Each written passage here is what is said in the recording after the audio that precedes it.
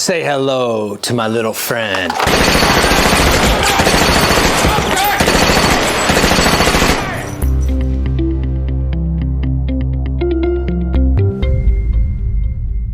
All right, Chicago, welcome back to another edition of our YouTube channel. I'm Jim from Anchor Point Roofing. We're a trusted roofing contractor in the city of Chicago that specializes in flat roof repairs and steep slope repairs.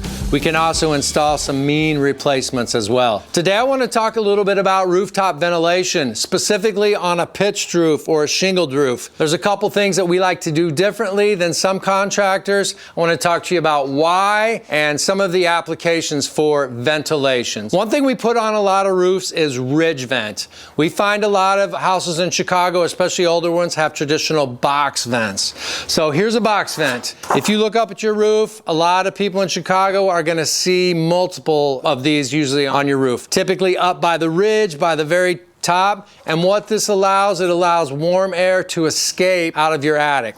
These work pretty well. Aesthetically, I think they're a little bit ugly. This is why we install something called ridge vent. There's a few benefits of the ridge vent that I really like. One of the biggest ones and one of the things that are most necessary are what's called net-free airspace. So the ridge vent is going to go along the top of your entire roof. Let me show you a couple pictures. This will give you a good intro, a good start so you can kind of get on the same page as I am. This picture here is one of a finished ridge vent. So you can see the little black lines going down the side. That's where the ventilation can escape, and it allows the warm air to escape. This second picture right here, you'll see I've got the yellow arrows that are pointing to where we've cut out the plywood to allow for that hot air to escape. As you'll see down that entire ridge, we've cut out 1.5 inches to 2 inches on both sides. And that's where your hot air is going to accumulate. So we cut that out and then we install a ridge vent over it, which I'm going to show you here in a second. Here's another picture of, actually that's the same roof, and that's what it looks like finished. So what I was saying is one of the benefits, and one of the big benefits why we really want to do it, is for additional ventilation. It gives you more net-free airspace.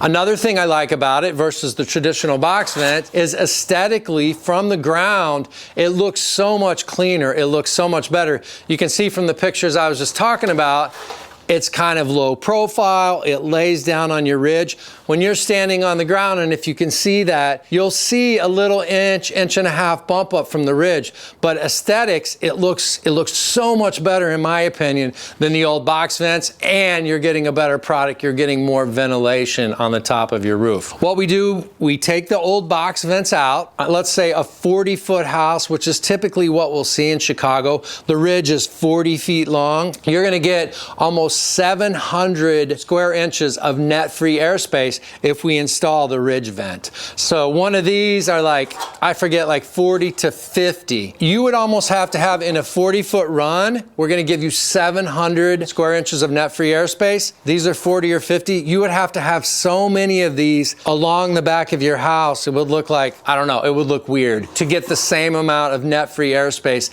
that you get from that ridge vent. One of the cool things that has been invented in the last few years, this is called a quick plug. You can actually get these at Home Depot. So when we take the old ridge vents out, or the old box vents out, these plugs are made, because you'll have a square cut out, to perfectly go in, fit around it, boom, the guys nail it on, and it makes it seamless, so that old box vent is cleaned up, and you can go ahead and put the felt over it. One other thing that's really cool, if you've watched this channel much, you know I'm the self-proclaimed roof nerd. There's something called the Bernoulli effect. So this also helps versus a box vent versus the ridge vent. So a Bernoulli effect is when warm air or air is rushing over the top of that ridge vent. Let me grab a ridge vent here and show you. I'll talk about these in a second, but so this goes on the ridge like that. This one bends over. When you have air rushing over it, basically it will create a vacuum. So you're not just waiting for that warm air to go out on its own. You know, warm air obviously rises, so it will eventually make out. The Bernoulli effect, actually, when warm air or when air is rushing over the top of it,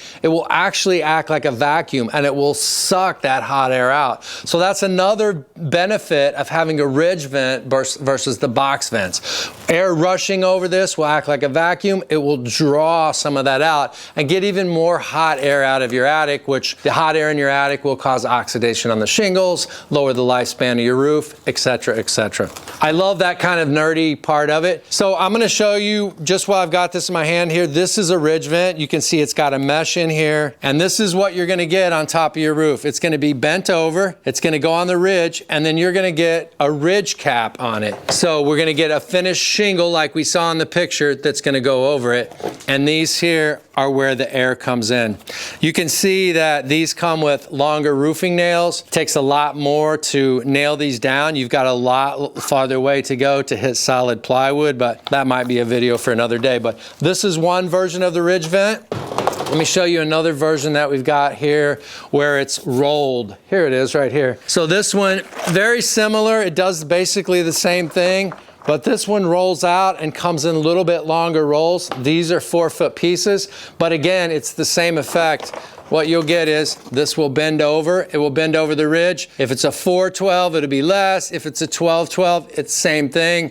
And then you can see here on the sides, it's got the ventilation where it allows all that warm air to escape in the summer. So, and again, get that same Bernoulli effect that draws it out. So that's one reason we really like ridge vents. You don't want ridge vents and box vents installed on the same roof. If you do some research online, you'll see this is the case. I drive down the street all the time, and my roof nerd, I'm driving and I'm looking, and my wife's like, stop, you're gonna wreck. But I'm always checking out roofs. It's just what roofers do. And I see a lot of times there's a ridge vent and there's box vents. I think some of the thinking is like, well, if a little bit of ridge vent is great, then more box vents and more ridge vent is gonna be even better, right? I can see the logic there, but it doesn't work that way. And what will happen is it will short circuit. So let me show you this picture first, and then I can elaborate a little bit. So this roof here has box vents and ridge vents on it both. Now the ridge vent on this picture is a little hard to see, but if you look closely, you can see it is elevated. You'll get some air coming in, and with the ridge vent and the box vents on there together, you'll get a short circuit where the air will just run around and come in the box vents and out the ridge vent, or vice versa. And that's not what you want. You want that warm air in the attic to all go to the highest point, which it's gonna. We know that warm air rises, and you want it to all go out that ridge vent. Trying to overkill it with box vents and ridge vents, you're gonna see it will short circuit it. I urge you to do your own Google or ChatGPT investigation on this. You don't wanna have box vents and ridge vents on the same roof. So we either go one or another.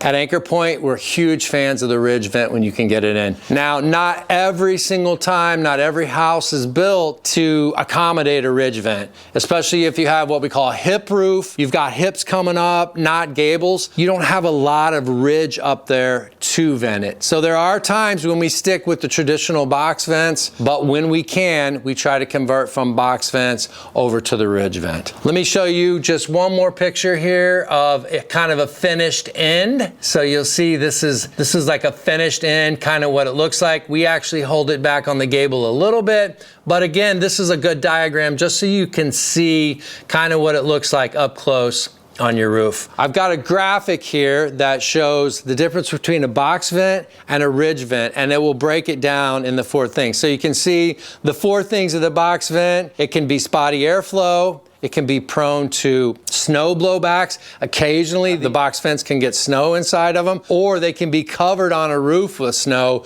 where the ridge vent doesn't have as much of an opportunity to get covered like that. You also have more roof penetrations, and I think it's just a little uglier, just not as aesthetically pleasing. With the ridge vents, you get a nice continuous airflow along the whole ridge, not just, a box vent stalled every 6 to 8 feet. You get a nice continuous across the entire thing. Reduces more heat and moisture, and then again, that clean, seamless look when you're looking up. You don't see all these box vents, turtle vents we call them sometimes. You see that nice aesthetic look. So that's it. There's a lot of information when it comes to ventilation on your roof. Thank you for joining us today. Whether you're a homeowner looking for a roof repair or a contractor looking for the best materials, Anchor Point Roofing is where it's at.